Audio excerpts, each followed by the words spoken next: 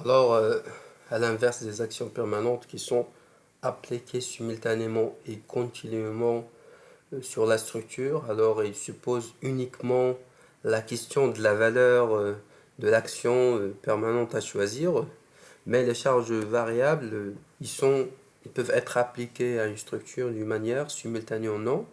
Ils peuvent avoir une valeur nulle, une action permanente, une action variable. Alors, il faut faire le choix des actions variables appliquées à la structure. Donc, d'un point de vue sécurité, donc on aura tendance à appliquer toutes les actions d'une manière simultanée avec leurs valeurs caractéristiques.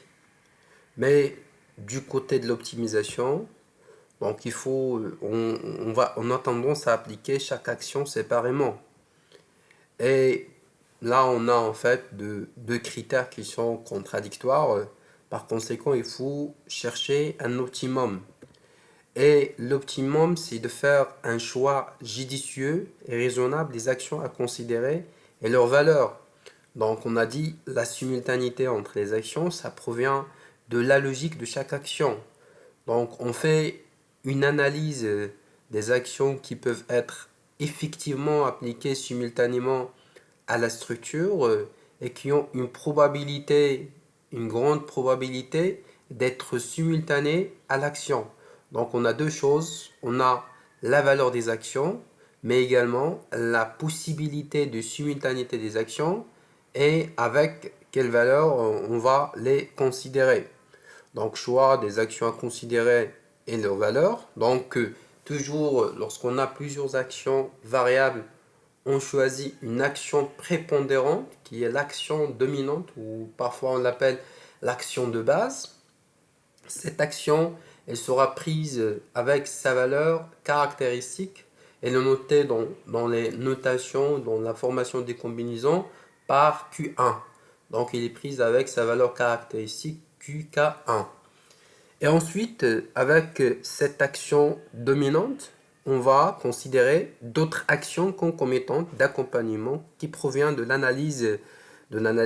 la structure et de la possibilité de concomitance entre différentes valeurs.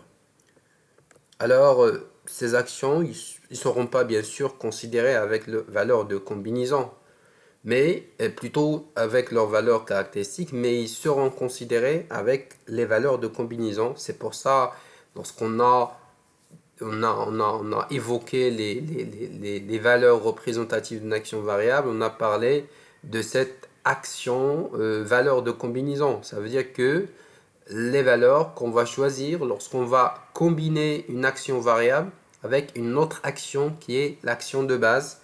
En général, les coefficients phi 0 ils sont inférieurs à 1 et dans la plupart du temps ils peuvent être nuls. Ils peuvent être nuls et bien sûr lorsqu'on fait l'analyse des actions c'est justement pour optimiser la structure. Donc on prend un exemple d'un pont qui est soumis à l'effet d'un trafic normal, l'effet de la température et l'effet du séisme. Hormis les actions permanentes qui ont une valeur une valeur continue dans le temps, ces charges variables ne sont pas toujours appliquées au pont.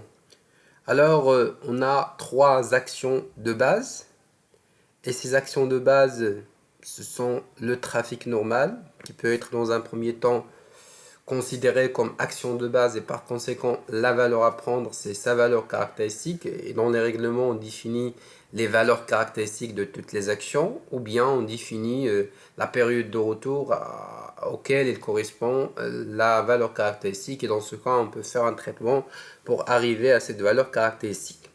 Avec le trafic on peut considérer une action d'accompagnement qui est l'action de température.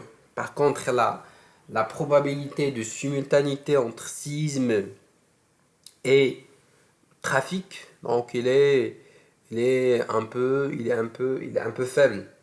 C'est pour ça, en général, avec le trafic normal, on considère on va considérer uniquement dans cet exemple l'action de la température comme action d'accompagnement. Le deuxième cas, c'est de considérer la température comme action de base. Et dans ce cas, en général, dans les règlements, il n'y a pas d'action d'accompagnement de ces deux, ni le trafic, ni le séisme. Et le troisième cas, c'est le séisme comme action de base. Et dans ce cas, en général, avec le séisme, on ne considère aucune action d'accompagnement, sauf pour un pont urbain où le trafic peut être considéré comme action d'accompagnement. Et dans ce cas, il est considéré avec sa valeur de combinaison. Vous voyez que le choix des combinaisons et la véracité de combiner deux actions ou non, ça provient de l'analyse qu'on va faire pour la structure. Par exemple, pour vis-à-vis du séisme, en général, il n'y a pas d'action d'accompagnement pour le cas du séisme. Mais si on est dans une configuration d'un pont urbain où effectivement il peut y avoir un trafic en présence du séisme, parce que le séisme n'est pas prévisible. Et par conséquent, il arrive que si tout le temps le pont est circulé, il peut y avoir cette simultanéité entre le trafic et le séisme. Maintenant, on va passer aux formations des combinaisons et au format général de combinaisons et les coefficients de pondération des différentes actions pour former les combinaisons.